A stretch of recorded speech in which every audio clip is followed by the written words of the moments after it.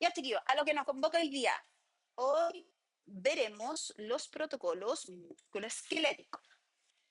Los músculos esqueléticos, como ustedes vieron en los agradables y cortitos videos que tuvieron que hacer como resumen, tienen una característica principal. ¿Cuál sería? No creo que hayan hecho los resúmenes y no hayan entendido nada. Ya, pero el primero, que era el más fácil.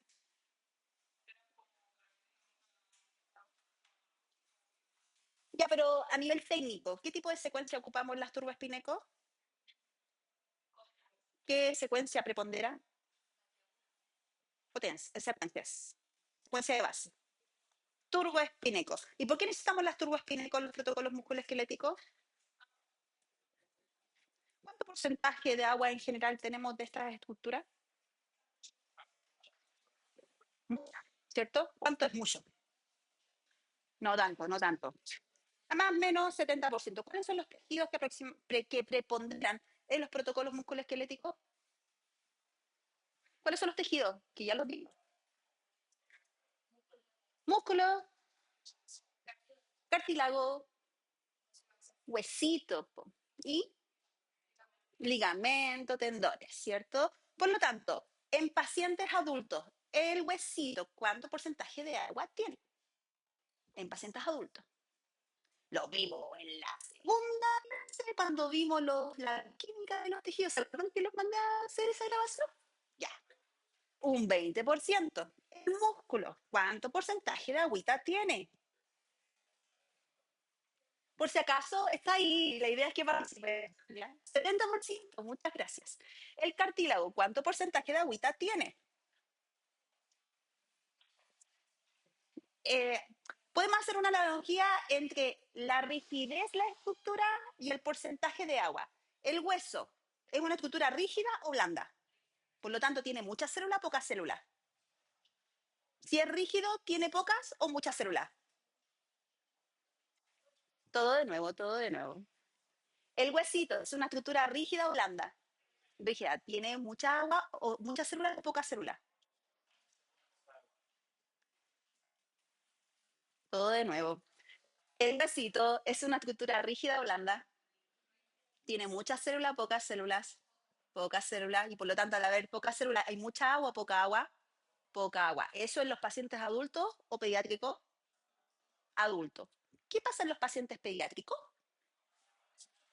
Aumenta el porcentaje de agua, ¿cierto? En los neonatos, ¿cuánto porcentaje de agua tiene aproximadamente el tejido? Entre un 70 a un 80%. En pacientes de 3 a 5 años, ¿cuánto porcentaje de agua podrían tener? ¿Cuánto porcentaje de agua podrían tener? 5 o 6 años. Vamos, tiren un número.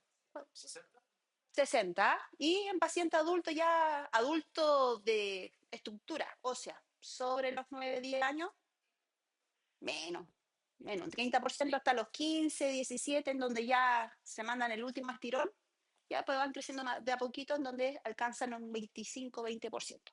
Eso debido a que, ¿cuál es la característica principal por las cuales los niños tienen mayor porcentaje de agua a diferencia de los pacientes adultos a nivel óseo? ¿Mm? Tienen más cartílago. ¿Y cómo se llama ese cartílago? Cartílago de crecimiento, ¿cierto? No están en constante proliferación celular. El músculo es una estructura líquida o blandita. Blandita y por lo tanto tiene muchas células o pocas células. Muchas células y por lo tanto tiene mucha agua o poca agua. Mucha agua. Mientras más blandito tiene más células. Mientras más rígido tiene menos células. El cartílago tiene muchas células o pocas células. Es una estructura rígida o blandita. Hemos comido todo. Hay algunas personas que les gusta el cartílago. No sé, en gusto no hay nada escrito. Pero cuando las personas han comido el cartílago, ¿es más blandito que el hueso o más duro que el hueso? Más blando que el hueso. Por lo tanto, tiene más agua que el hueso o menos agua que el hueso. Más agüita, ¿cierto? ¿Cómo se llaman las células de las articulaciones? Solo a modo de consulta. ¿Tenemos duda de eso? De nuevo, ¿cómo se llama la célula que conforman el cartílago? Condrocitos, ¿dónde están ubicadas esas células? ¿Dónde están ubicadas esas células? Porque hay un orden histológico. ¿Dónde están ubicadas? ¿Lejos de la cortical o cerca de la cortical? Cerca de la cortical. ¿Y por qué es importante que los condrocitos estén cerca de la cortical? ¿Por qué? Vamos, chiquillos. Hoy día tenemos ganas de hablar. ¿Están lejos de la cortical o cerca de la cortical? Cerca. ¿Por qué es importante que estén cerca de la cortical? ¿Por qué tienen qué cosa?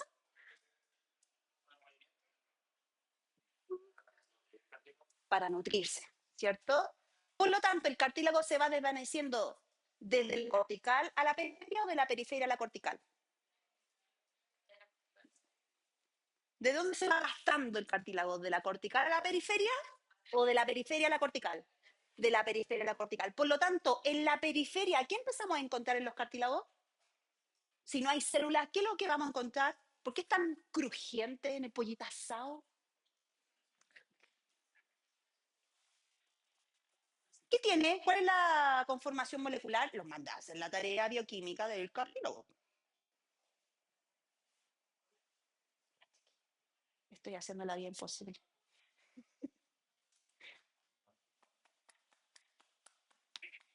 ¿Qué moléculas conforman el cartílago?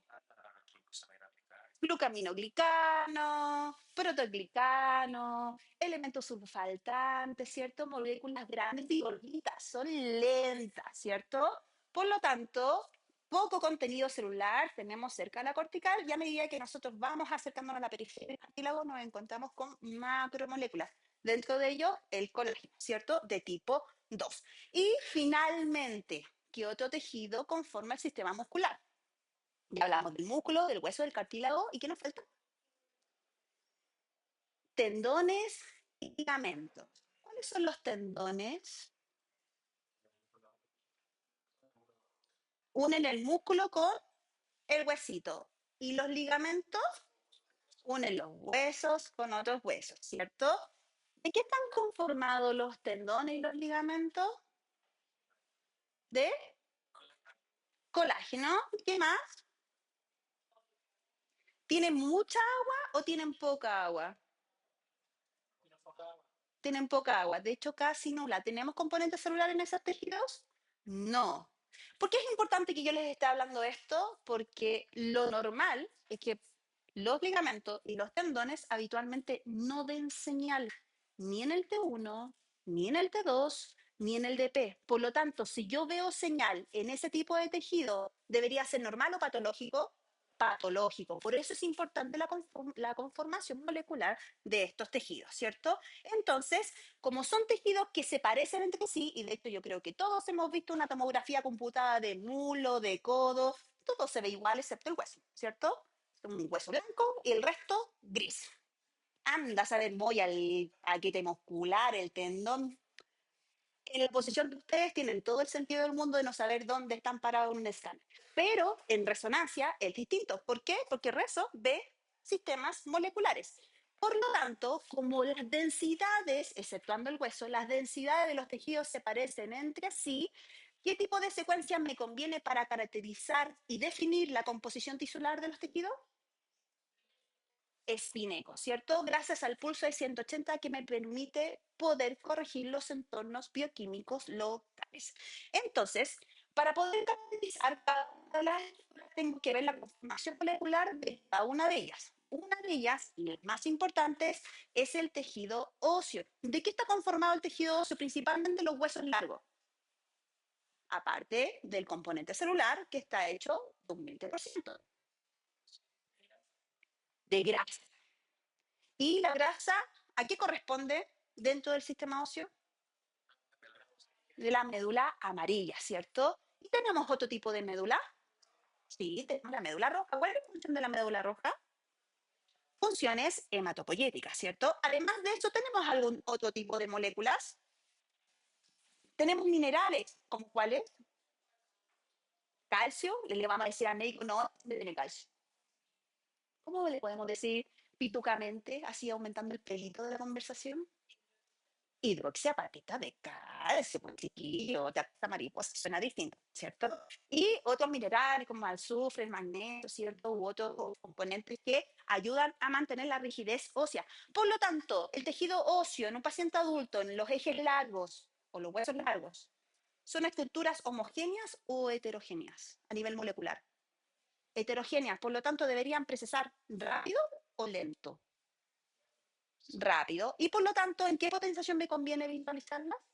En los T1. Por lo tanto, las secuencias turboespineco potenciadas en T1 me permiten caracterizar de mejor forma nuestro componente óseo. Este no es el mejor paciente que digamos, pero si se fijan, el ala ilíaca y parte del fémur que se encuentra en el lado derecho, lo poco y nada que le queda al pobre paciente, ¿cómo se ve el tejido óseo? ¿Se ve hiperintenso o hipointenso respecto al tejido muscular? Lo que le queda de sano. ¿Cómo se ve? Hiperintenso, ¿cierto? Ahora, el tejido óseo va variando de acuerdo a los estadios, ¿cierto? Por lo tanto, acá arribita tengo dos patrones óseos. En el lado izquierdo tenemos paciente A y en el lado derecho tenemos paciente B. En base a sus características óseas, ¿cuál corresponde a un paciente sano?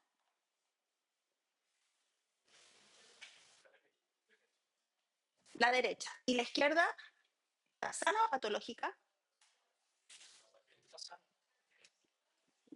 También está sana. ¿Cuál es la diferencia entre ellos dos? La edad del paciente. ¿Qué edad aproximadamente? Solamente viendo esa foto le podemos echar esa imagen al del lado derecho o izquierdo. Al izquierdo. ¿Qué edad le podemos echar al paciente del lado izquierdo?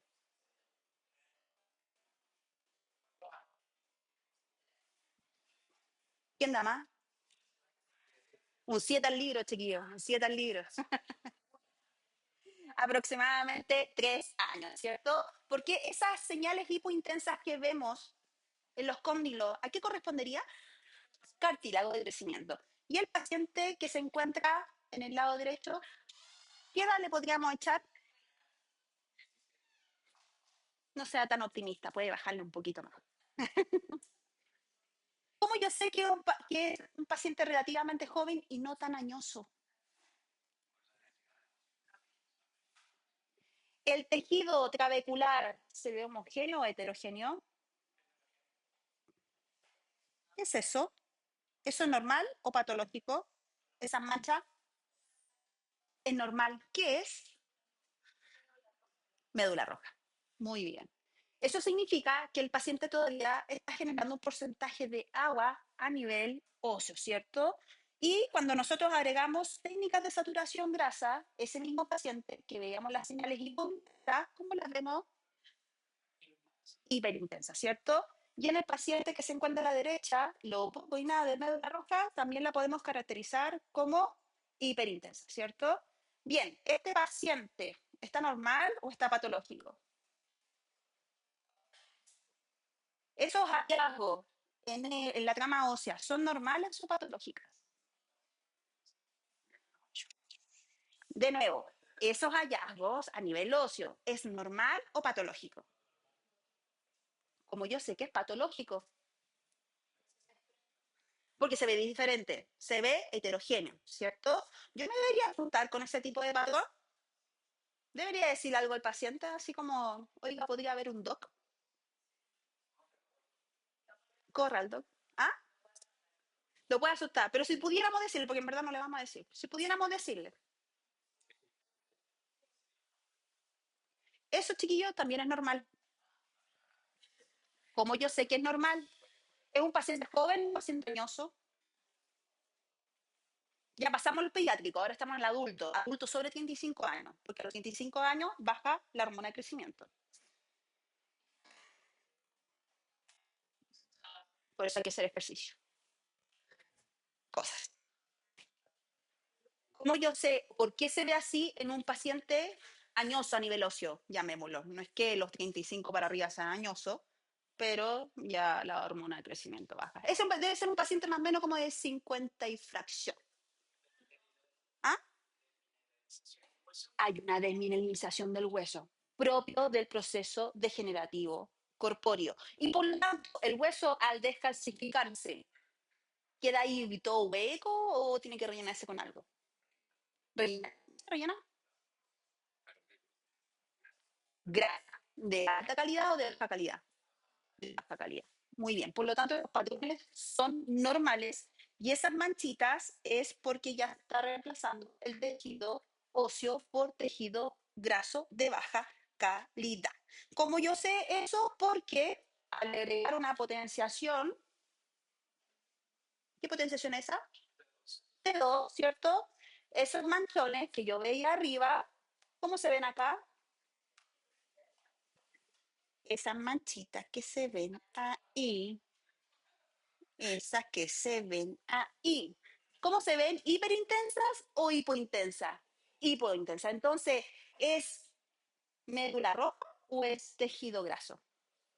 Tejido graso. Así yo puedo verificar si un paciente se encuentra normal de acuerdo al rango etario y las características de reemplazo que tiene el sistema óseo. ¿Clarito con el sistema óseo entonces? ¿Sí? ¿Sí o no? ¿Sí? Primera pregunta. En la práctica actual de resonancia musculoesquelética, el uso de bobinas phase array ha desplazado a las bobinas lineales. ¿Cuál es el beneficio técnico primordial de esta tecnología? A. Satura de forma selectiva los protones de agua sin necesidad de pulsos de inversión y recuperación. B. Facilita la captura de señal en múltiples direcciones, optimizando el estudio de estructuras pequeñas y articulares. C. Permite reducir el ruido acústico. O D. Es la única tecnología compatible con secuencias gradientes. Qué fácil. Sin copiarse, chiquillo.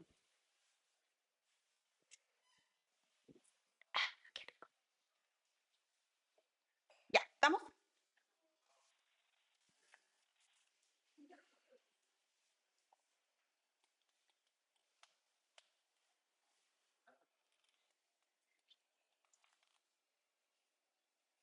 Deberíamos hacer la clase ahí. Está más agradable. ¿Estamos? Bien. Respecto al sistema muscular, ¿cuánto porcentaje de agua tenía el sistema muscular? 70%. ¿Cuál es la célula principal del músculo? Miocito. ¿El miocito anda solo o tiene alguna estructura en particular?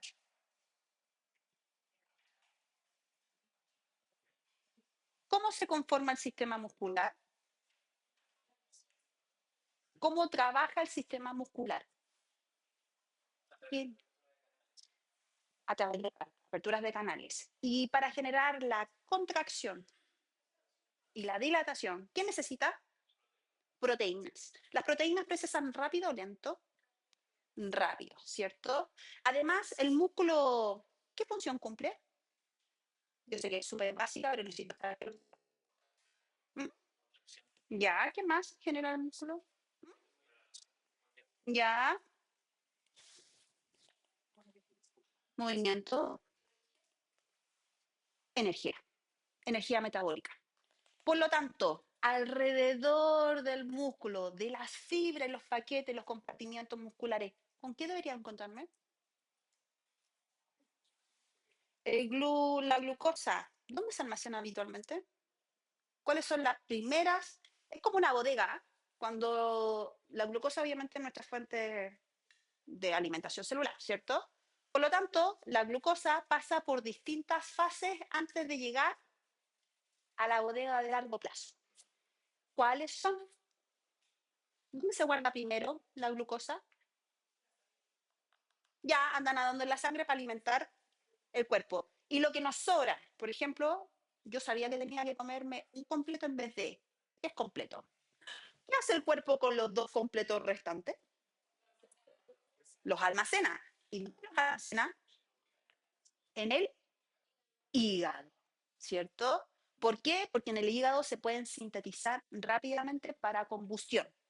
Y si ya en el hígado, pasando ciertos días, dicen, oh, esta chiquilla se está comiendo 3 completos diarios, como que no nos da la fuente para guardar todo en el hígado. ¿A dónde termina ese glucógeno? Antes de pasar a la grasa. ¿Dónde más yo quemo azúcar? En el músculo. La glucosa se almacena en el músculo. ¿Y la glucosa procesa rápido o procesa lento? Rápido. proteína procesa rápido, glucosa procesa rápido. Y aparte, cuando ya el músculo cacha que llevo una semana comiendo 3 completos diarios y la mona no se mueve, ¿qué dice el cuerpo? Atento, Charlie, tenemos que pasar a la bodega terminal. ¿A dónde va a parar ese glucógeno? A la grasa a través del glicerol. Dice el glicerol, ok, me llevo las cadenas de carbono, se afilian en tres y nos vamos en trencito almacenándose. ¿Dónde? En las capas subcutáneas. Donde usted tiene más grasita, es el músculo que menos se mueve. Así, cortita. Entonces, si usted se hace el testeo, puede decir, puedo decir, los brazos no los muevo nada, la guatita no la muevo nada, ¿cierto? ¿Por qué? Porque obviamente los músculos van gastando energía local, no va a sacar la grasa del pie para quemarla en el brazo. El cuerpo es demasiado inteligente, ¿cierto? Por lo tanto, si bien es cierto, tiene un alto porcentaje de agua el músculo, tiende a procesar rápido o tiende a procesar lento. ¿Tiende a procesar rápido o tiende a procesar lento? Rápido, gracias, chiquillos, ¿cierto? Por lo tanto, si veo una comparación entre la imagen del lado izquierdo versus la del lado derecho, ¿dónde se ve más hiperintenso el cuerpo muscular? ¿En el lado izquierdo o en el lado derecho? ¿Dónde se ve más hiperintenso? En el lado izquierdo. No es el mejor ejemplo, pero lo vamos a ver con otra imagen, ¿ya? Vamos a ver nuestro querido caso del pobre paciente que está acá. Yo creo que ya fue historia este paciente. Bueno, hace rato ya fue historia. Compró pasajes con San Pedro. Pobrecito. Bien, la imagen de arriba, ¿qué potenciación es? No ayuda mucho la luz, pongámonos romántico. Dentro de lo que se puede, la imagen de arriba es un T2 o un T1, T2. Y la imagen de abajo un T1. Voy a tratar de acercar el músculo. ¿Dónde se ve más hiperintenso el músculo? ¿Abajo o arriba? Abajo, ¿cierto? Y esas señales que se ven ahí, ¿qué será? Grasa. ¿Eso qué quiere decir? ¿Que el paciente se movía mucho o se movía poco? Poquísimo, ¿cierto? De hecho, que es importante comentarles el tema de la grasa, porque el paciente ya cuando almacena mucha grasa en las capas de largo plazo, o sea, los sistemas de almacenaje periféricos, empieza a almacenar grasa entre medio de los compartimientos musculares. Y dentro de los compartimientos musculares, para apretar el componente muscular, ¿qué ocupa el cuerpo? ¿Qué forma el cuerpo para generar los paquetes musculares que habíamos visto acá? Las fascias. ¿Cuál es la composición molecular de las fascias? ¿Veo señal en las fascias o no veo en las fascias? No, o sea, veo ahí, pero ¿eso es fascia? No. ¿Qué? Grasa. Entonces, ¿cuál es la composición molecular de la fascia? ¿Mm? Vamos, chiquillos, yo sé que ustedes lo saben. Colágeno. ¿Qué más? ¿Se han comido un pollito asado? Sí. ¿Han visto desmenuzar el pollito asado? El otro día hice un laboratorio con los chiquillos de la Santa Tomás y les pedí un pollito. No, no, estaba crudo, no le pedí, es que íbamos a terminar comiendo y íbamos a aumentar los niveles de grasa. Y le pedí un tutito y empezamos a desmenuzar el tutito, el potito, iba a decir. Bueno, era parte del potito después. Y los chiquillos empezaron a sacar una capa que tiene un color, ¿cómo se llama ese color? Tornasol, puede ser ese como multicolor, tornasol, casi imperceptible. Y a medida que sacaban la capa, los chiquillos fascinados, porque nunca habían visto eso, ¡guau! Se abría la capa muscular. Es un arte anatómico. ¿De qué está compuesto eso? ¿Por qué es tornasol y no de otro color? De hecho, le salía sangre al músculo todavía. Podíamos deducir que ese cadáver llevaba al menos 2 días. Aunque ustedes no lo crean, chiquillos, lo que venden en el supermercado es un cadáver. Y a ese cadáver le inyectan una sustancia roja para que pareciera que estuviera recién cortada. ¿Sabían eso? Sí, pues pueden llegar a comer cadáveres de hasta 10 días. Son cadáveres en descomposición. ¿Y ustedes lo que saben lo que les pasa a la carne en descomposición? Produce ácido láctico y radicales. Piensen en eso cuando coman un pollito asado. Los voy a convertir en todo vegetariano. Ya, pues, ¿de qué está conformada la fascia? Vean los chiquillos, nuestro amigo ChatGPT, Gemini. Ya, puede ser, puede ser. Pero lo más grande, pues, lo que vimos en el cartílago. ¿Qué tiene el cartílago? Colágeno, ¿qué más? Glucaminoglicano, protoglicano, moléculas grandes asociadas a proteínas, necesitan estructura. Por lo tanto, lo que genera finalmente, cuando junto toda la fascia, termina en una terminal, valga la redundancia, y ahí se inserta en el hueso. Necesita resistencia, por lo tanto, la fascia tiene mucha agua o poca agua. La fascia, poca agua. ¿Por qué es importante esto? Porque hay una patología que se da con cierta recurrencia aquí en Chile, que es la fascitis necrosante. Si yo tengo señal en la fascia, ¿es normal o patológica? Y si no da señal, ¿es normal o patológico? Normal. Por eso es importante saber la composición molecular de los tejidos. Duda, consulta respecto al sistema muscular, ¿no? Bien. Por lo tanto, ¿en qué potenciación yo debería estudiar el sistema muscular?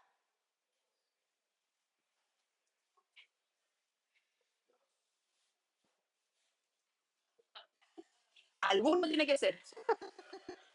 Alguno le voy a chuntar. No me caen bien, chiquillos.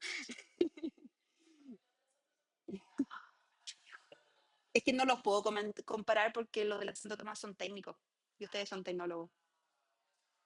Por eso a ellos le hice el laboratorio del pollito, po. Ustedes están muy grandes para eso. Están muy grandes.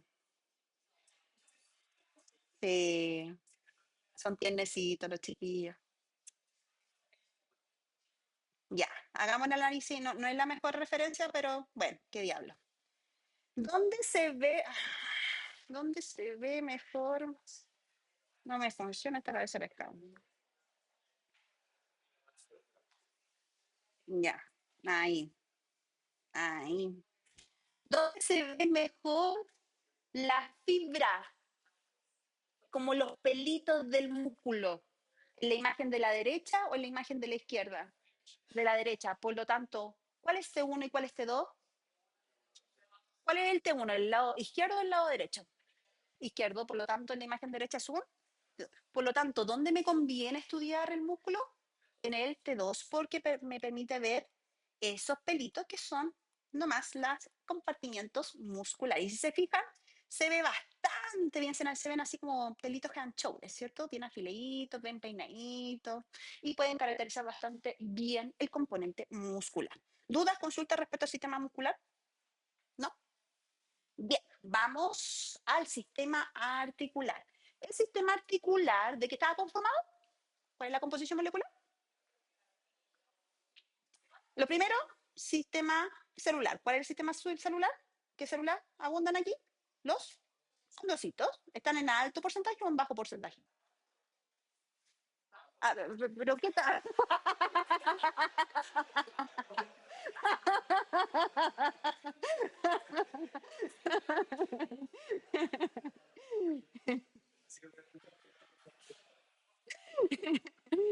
Ya me están cachando las mañas ya. Ya, entonces, están en alta cantidad. Ya, bueno, ya entendieron. ¿Y qué más tenía el sistema articular? Lo mismo que la fascia, pues, chiquillo. Colágeno, glucaminoglicano, protoglicano, ¿cierto? Por lo tanto, es una estructura relativamente rígida, ¿cierto? Pero es más rígida que el hueso o menos rígida que el hueso. Menos rígida que el hueso. Por lo tanto, debería contarme con un poquito más de agua que el sistema óseo, ¿cierto? Y para eso yo necesito una potenciación que me permita caracterizar ese sistema. ¿Qué potenciación sería más útil en ese escenario? Un DP, ¿cierto? ¿Y por qué el DP sería más viable de estudiar la diferencia del T2? El T2 también es agua. La imagen de la derecha, ¿qué potenciación es? TO. Y la imagen de la izquierda, DP, ¿cierto? ¿Dónde se ve mejor la carilla articular? ¿En la imagen de la derecha o en la imagen de la izquierda? En la imagen de la izquierda. ¿Por qué creen ustedes que la imagen de la izquierda es mejor para caracterizar el cuerpo articular? ¿Ya? ¿Y fin? Que queda ahí nadando la gracia. ¿Cómo se ve la estructura aquí? ¿Se ve homogénea o se ve heterogénea?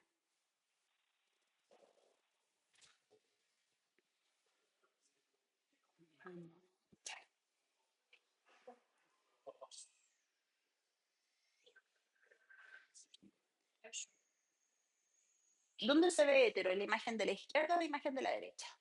De la izquierda o de la derecha. De la izquierda, ¿cierto? ¿Sí? ¿Todo claro? Dios madre, Señor Jesucristo. Por lo tanto, ¿dónde yo puedo ver más interfaces de contraste?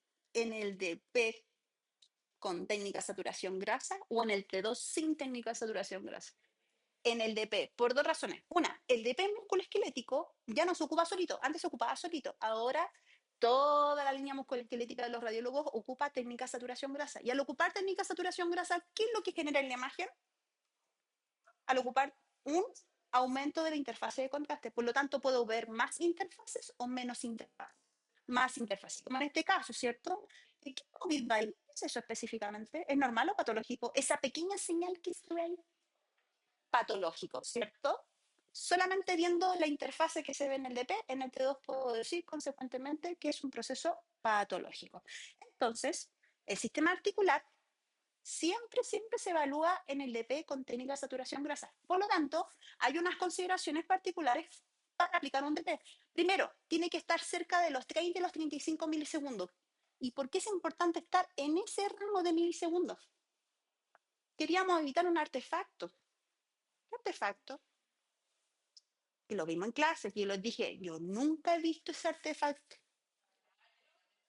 ¿Ya? ¿Cómo se llama ese artefacto? Artefacto de ángulo mágico, ¿cierto?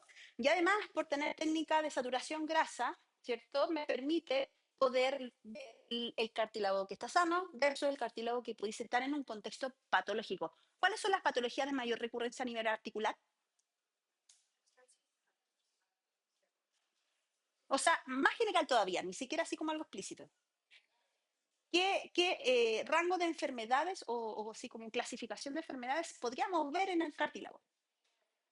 Degenerativas, inflamatorias o infecciosas, ¿cierto? Por lo tanto, las patologías que yo veo tienen más contenido acuoso o tienen contenido acuoso. Más contenido acuoso. Entonces, ¿me convendría ver una articulación en un T1 si quiero ver contenido acuoso? No. Por eso el DP es útil para caracterizar el componente cartilaginoso. ¿Ya? Ahora, en las técnicas que ocupamos en músculo esquelético tenemos que agregar técnicas de saturación grasa. Ya vimos que en el DP es para ver el cartílago, pero si yo tuviera que aplicarlo en otra potenciación, ¿para qué me serviría aplicar una técnica de saturación grasa? Por ejemplo, en el T2 o en el T1. Ahí que quiero ver patología. Por lo tanto, ¿cuáles son las potenciaciones de uso morfológico? T1, ¿qué ve el T1? ¿Qué ve el T1? Morfología. ¿Y el T1 con técnica de saturación grasa? Patología. ¿Qué patología podría haber con un contenido de saturación grasa?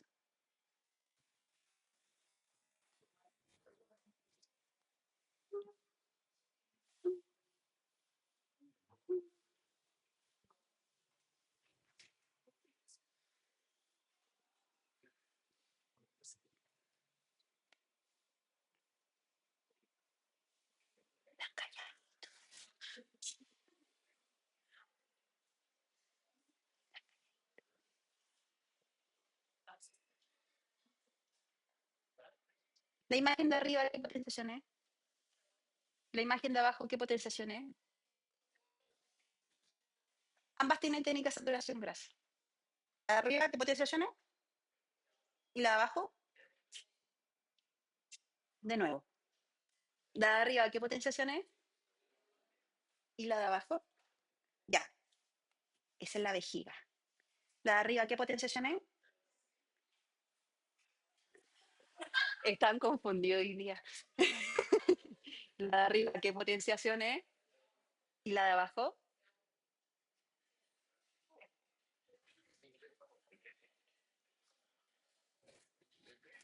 quiero llorar.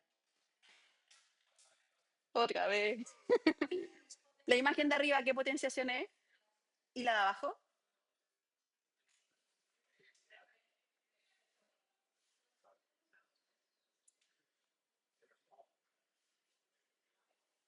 la imagen de arriba, ¿qué potenciación es? Y la de abajo, gracias. Ambas son T1. ¿Cuál es la diferencia entre ellas? Las dos tienen la técnica de saturación. ¿Cuál es la diferencia entre ellas? Puede ser el tiempo de eco, porque se ven distintas, pero además, ¿qué otra cosa tienen? Una tiene contraste. ¿Cuál es la que tiene contraste? ¿La imagen de arriba o la imagen de abajo? La de abajo. Veamos acá. ¿Está normal o patológico el paciente? Súper patológico. Estamos todos claros con eso, ¿cierto?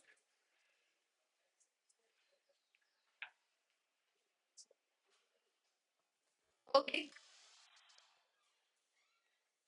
La imagen de arriba tenía contraste y la de abajo,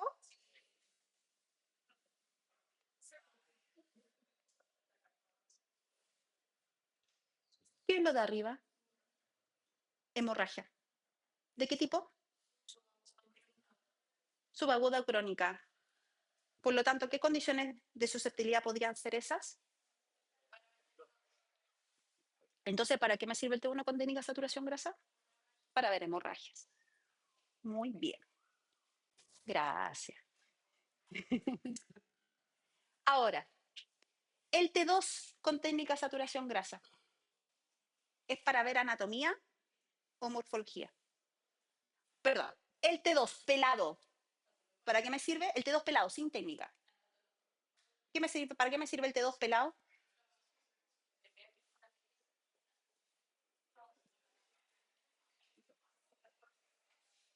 ¿Para qué me sirve el T2 pelado?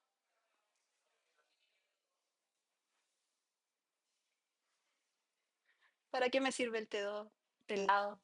Turbo, con un tren de 18, 24, tiempo de eco de 120.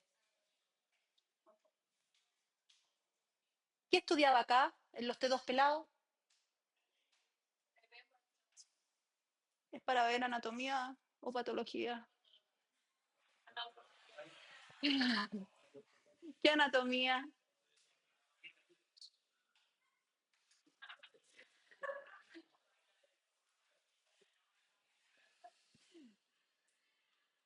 ¿Cuál? Ay, así como que me levantó el ánimo, ¿sin cuál? Repítalo quien lo dijo, que se levante y lo diga a voz alta, con orgullo. Músculo, muchas gracias. Eso, un aplauso, señores. Músculo. Por lo tanto, el T2 pelado me sirve para ver morfología muscular. Y el T2 fascial, ¿para qué me serviría? Para ver patología. ¿Qué patología podría haber? El agua libre. Sobre el agua libre, diferenciar el agua libre con el agua ligada. En el fondo, a nivel patológico, ¿qué empiezo a segregar? ¿Qué empiezo a discernir?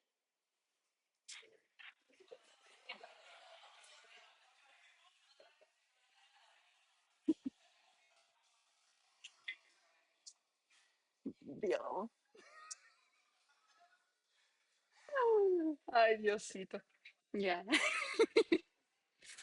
ya. El T2 con FASAD. ¿Para qué lo ocupo? Para anatomía o morfología. Ah, para morfología o patología, hasta yo me confundo. Para patología. ¿Qué quiero ver? ¿Qué patologías quiero ver? Es un T2 con técnica de saturación grasa. Entonces, ¿qué tipo de patología podría ocupar? inflamación o infección.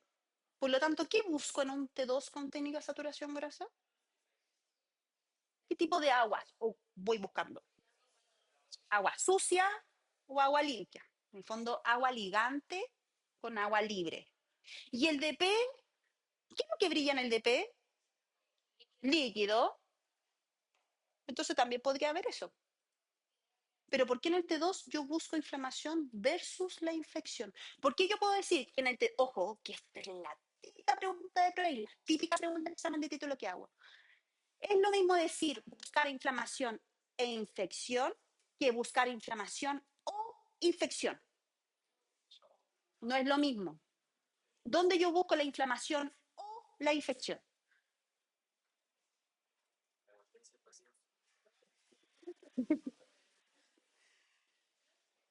¿Dónde busco la inflamación o la infección? No así como una canción. No, difusión todavía no, todavía no. ¿Por qué en el T2 podía buscar la inflamación o la infección?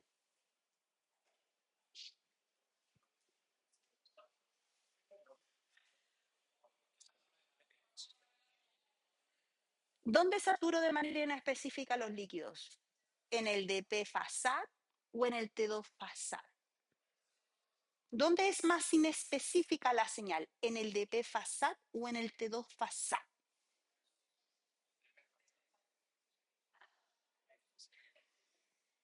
Levanten la mano todos aquellos que piensan que es más inespecífico. Esto puede ser causal de reprobación.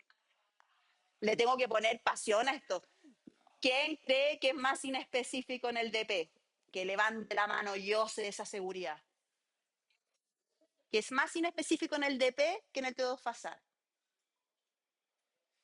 Uno, dos, los valientes, tres, valientes, gracias. Solo tres. Es más inespecífico, que me cuesta verlo más en el DP o en el T2 FASAD. ¿Quién cree que es más inespecífico o que se puede demostrar menos en el DP FASAD? Que levante la mano. Cuatro, 5, 6, 7, 8.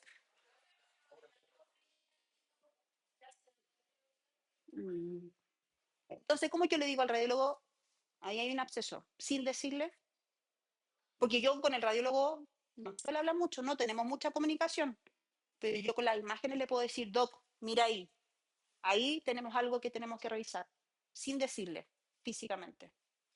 ¿Cómo yo se lo digo? Si tuviera que armar el protocolo, agregando, no, el flare, ¿a qué no corre, chiquillo? El flare no es una opción acá, el flare se ocupa solo en neuro. Querido, querido. No, aquí la cancha se pone más difícil, músculo esquelético es difícil, chiquillo. Entonces, ¿cómo yo le digo al radiólogo, mírame ahí? Suena así como reggaetón. Mírala bien. Ay, que vengo desordenada. Ya. ¿Cómo le digo al radiólogo? Ahí tenemos que echar una mirada cuando inyectemos medio de contraste. Sin decirle, doc, en el chat, soy tecnólogo médico, tanto del otro día me pasó. Tengo un paciente, le pidieron un diabético en urgencia. Dos pacientes de urgencia, tanto, refiere ulceración. Bla, bla, bla.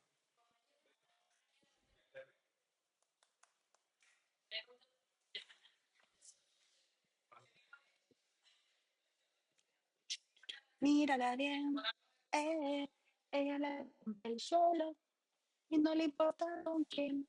Eh, esto le suelta el pelo.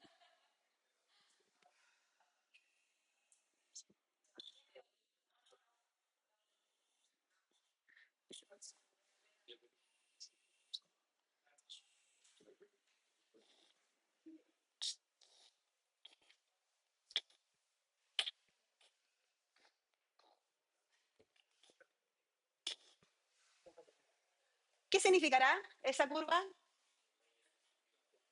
¿Dónde es más inespecífico? ¿En el DP o en el T2 FASAD? Ay, qué rico suena así. Ahora, ¿por qué en el DP es más inespecífico? Por el tiempo de eco. ¿De cuánto es el tiempo de eco del DP? 30, 35. Y para un T2,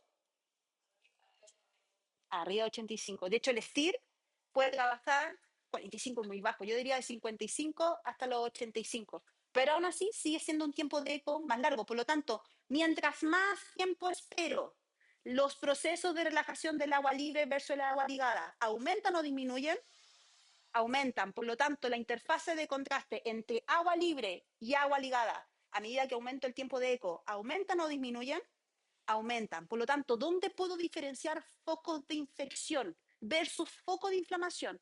¿En el DP o en el T2 con técnica de saturación renal? Qué agradable escuchar eso. ¿Dónde lo podemos ver? Acá, pues chiquillos.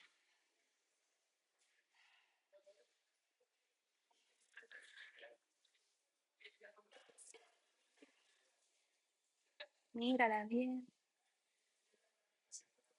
De ahí vamos a poner ese reggaetón. Es bueno ese reggaetón. Vieja escuela.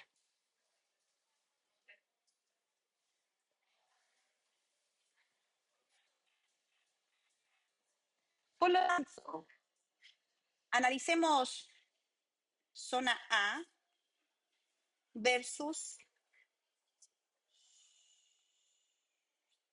zona B. Ese es A, ese es B, ese es A, ese es B.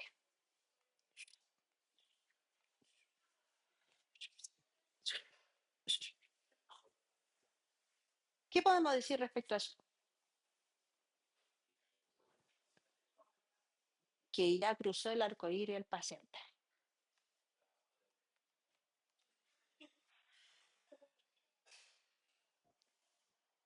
Ah, vamos a analizar otra cosa más fácil.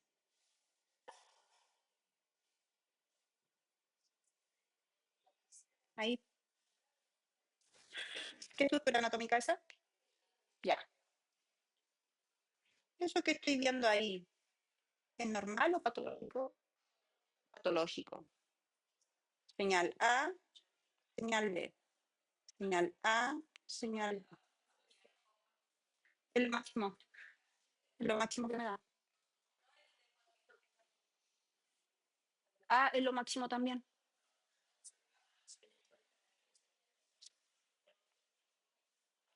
¿Qué me está queriendo decir esa señal versus esa señal? Son tipos distintos de líquido. Por lo tanto, el A es agua limpia o agua sucia y el B es agua limpia o agua sucia. Sucia. ¿Se entiende el concepto del agua libre versus el agua ligada? Sí. Bien. ¿Una consulta respecto a la inflamación versus la infección? No. Bien, vamos con los ligamentos y los tendones. Estas estructuras tienen mucha agua, tienen poca agua. Poca agua. Por lo tanto, yo debería verlas normalmente. ¿Cómo se ven en el T1? ¿Cómo se ven en el T2? ¿Y cómo se ven en el DP? Entonces, cuando dan señal, ¿es normal o patológico? Patológico. ¿Dudas, consulta? ¿No? Perfecto. Entonces, ya vimos para qué nos sirve el T1 fasal, ya vimos para qué me sirve el T2 fasal, ya vimos el T1, el T2 y el DP obligatoriamente va con técnica de relación bras. Ahora, yo voy a inyectar medio de contraste en todos los protocolos musculoesqueléticos. ¿En qué caso voy a inyectar medio de contraste en los músculos esqueléticos? Vamos, dígalo. ¿Hemorragia? ¿En qué otros casos? Tumores, obligatorio, ¿cierto? A menos que tenga contraindicación en paciente. Infección, absceso, ¿cierto? Desgarro. Por ejemplo, los chiquillos que se van a jugar a la pelota ahí en el tercer tiempo. No, y me arreglan bien. ¿Debería inyectar medio de contraste? No. Para la casa, ¿cierto? Váyase al asado mejor. No, no siga jugando. ¿En qué caso yo inyectaría? Inflamación, infección y tumoral, ¿cierto?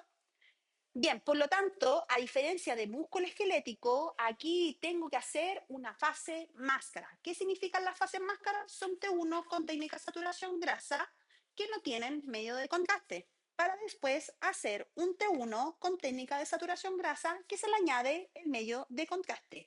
¿Cuál sería la técnica de inyección en músculo esquelético habitualmente? Estándar, ¿cierto? Una fase tardía, parenquimatosa. Muy bien. Y después, a muchos radiólogos les gusta hacer una subtracción que no es más que restar la imagen con medio de contraste más, o sea, restar, en realidad, esto es una resta, menos el T1 máscara para solamente acentuar lo que captó medio de contraste, que no tengo ninguna imagen de sustracción acá. Dudas, consultas respecto a las cualidades de armaje del protocolo musculoesquelético. Que cuando yo inyecto medio de contraste, hago un T1 con técnica de saturación grasa. Y previamente voy a hacer un T1 con técnica de saturación grasa sin medio de contraste. Entonces, los equipos están hechos para generar restas imaginológicas. Hago el GADO y después le pongo el menos y después le pongo la imagen máscara para generar una imagen resultante que reste toda la señal que no captó contraste para resaltar solamente lo que tiene medio de contraste. En el fondo se van a ver siluetas solamente con la captación de medio de contraste.